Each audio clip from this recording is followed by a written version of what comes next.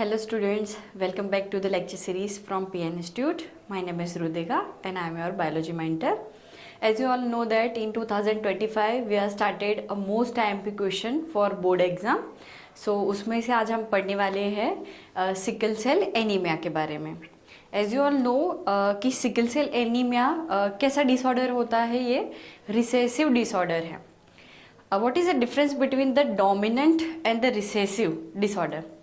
तो एक चीज़ याद कर लेना बेटा कि डोमिनेंट जितने भी डिसऑर्डर होते हैं उसके अंदर जो दो जीन होते हैं, हमारे पास सारे जीन की एक एक पैर होती है, मतलब दो जीन हुए, एक जीन भी खराब होगा ना तो उसमें से फिनोटाइप हमें अपीयर्स होगी, मतलब कि डिजीज होगा ही. और रिसेसिव के अंदर जो दो जीन है उसमें से एक जीन भी खराब होगा तो दूसरा जीन अपना काम कर लेगा, तो उसको हम ऐसे कंसिडर करते हैं as a recessive disorder. Recessive disorder के लिए दोनों जो जीन है वो दोनों में कुछ ना कुछ म्यूटेशन हुआ होगा, तभी ये रिसेसिव के हमें सिम्टम्स दिखते हैं. पर रिसेसिव में जब एक ही जीन इफेक्टेड है और दूसरा जीन नॉर्मल है, मतलब कि वो कैरियर कंडीशन मानी जाती है. ओके तो सिकल सेल एनीमिया कौन सा डिसऑर्डर है बेटा? ऑटोसोमल लिंक रिसेसिव ट्रेट्स है. ऑटोसोमल हम देखें तो autosomal means that 22 pair of chromosomes. Okay हमारे पास जो 23 पेयर ऑफ क्रोमोसोम है उसमें से जो 22 पेयर है उसमें ये डिसऑर्डर होता है, मतलब कि कोई जीन में म्यूटेशन है. ये ट्रांसफ़र कैसे होगा? जैसे पेरेंट्स से ऑफस्प्रिंग में जाता है ये, क्योंकि इनहेरिटेबल डिसऑर्डर है ये. The parents of the offspring when both the parents are the carrier. दोनों पेरेंट्स क्या है बेटा? कैरियर है डिजीज के. जैसे देखो यहाँ पे कि यहाँ पे समझ लो कि हम यहाँ पे जीन ले रहे हैं, थोड़ा हम कलर चेंज कर ले तो आपके लिए सही रहेगा. समझ लो कि ये फादर का क्रोमोसोम है और समझ लो कि ये मदर के क्रोमोसोम्स हैं. दोनों के अंदर ये जीन इफेक्टेड है, मतलब कि दोनों डिजीज के क्या हुए? कैरियर हुए ना. अब ये दोनों का बच्चा आएगा तो ये क्रोमोसोम और ये क्रोमोसोम दोनों बच्चे के अंदर जाएंगे तो बच्चे को ऑलवेज 100% क्या हो जाएगा? डिसऑर्डर हो जाएगा ना. यस तो ये कहना चाहते हैं ये कि जब मदर और फादर दोनों डिजीज के क्या होते हैं बेटा? कैरियर होते हैं, मतलब हेटेरोजाइगस कंडीशन में होंगे तो बच्चे को ये डिजीज ट्रांसफर हो सकता है. Disease is control by the pair of allele that is known as HBA and HBS. ऐसे दो एलील होते हैं जो कंट्रोल करते हैं ये डिजीज को.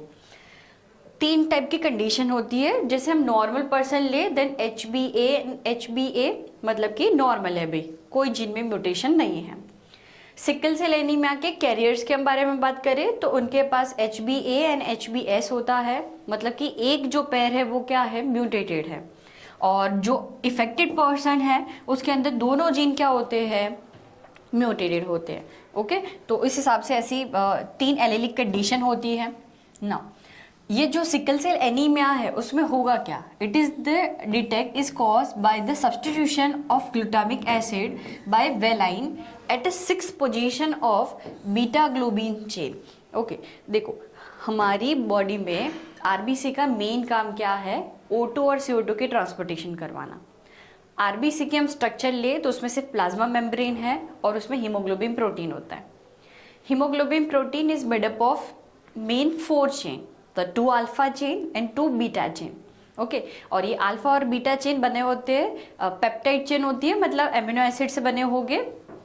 तो उसमें क्या होता है बेटा कि जो बीटा चेन है, बीटा चेन का जो जीन है वो जीन में सिर्फ एक पॉइंट म्यूटेशन हुआ है. सिर्फ क्या हुआ है? एक पॉइंट म्यूटेशन. जैसे यहाँ पे देखो कि ये T और A की जगह रिप्लेस हो जाती है, मतलब चेंज कर लेगी वो अपनी जगह. तो T और A की जगह पे जब रिप्लेस कर जाएगा तब क्या फॉर्म हो रहा है? GAG. तो ये नॉर्मल कंडीशन है. पर अब हम इसको उठा के ऊपर ले जाओ, T को उठा के नीचे लेके आ जाए तो T को रिप्लेस करने वाला क्या आ जाएगा?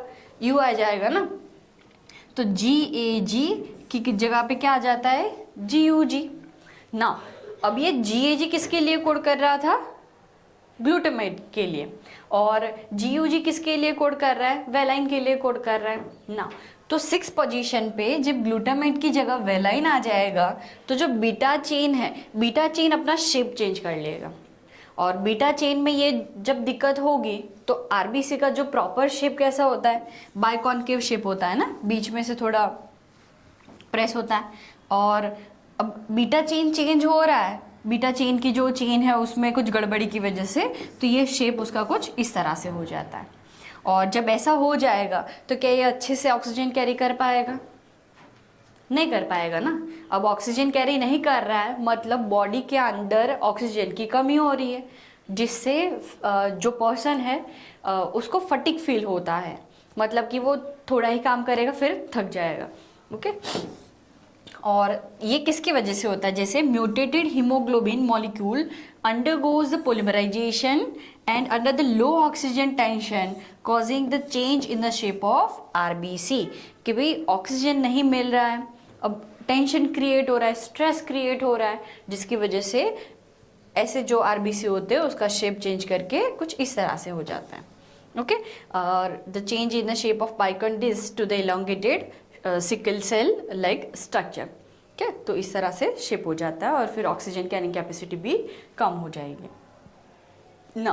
अब ये जो पर्सन है एनीमिक कंडीशन वाला पर्सन, एनीमिया बहुत सारे टाइप के होते हैं। जैसे किसी के बॉडी में आयरन की कमी है तो उसको भी हम कंसिडर करते हैं एज ए एनीमिक कंडीशन। B12 की कमी है तो उसको भी कंसिडर करते हैं एज ए एनीमिक कंडीशन। पर ये पर्टिकुलर सिकल सेल एनीमिया है, मतलब कि जो आरबीसी है उसमें सिकल लाइक स्ट्रक्चर हो जाता है आरबीसी का, तब इसको हम कंसिडर करते हैं as a sickle cell anaemia. Okay, तो ये जो टॉपिक है वो टॉपिक पूरा आता है आपके बोर्ड एग्जाम में और मोस्ट इम्पॉर्टेंट क्वेश्चन है फ्रॉम MCQ और आपके गुजकेट के लिए भी, और शायद हो सके कि ये 3 या 4 मार्क्स में भी ये क्वेश्चन आ सकता है। ओके, तो ऐसे ही क्वेश्चन के लिए हमारे साथ बने रहिए। इन नेक्स्ट वीडियो लेक्चर हम कोई और टॉपिक डिस्कस करेंगे जो मेन 4 मार्क्स के अंदर मोस्ट इम्पॉर्टेंट पूछे जाते हैं वो सारे क्वेश्चन।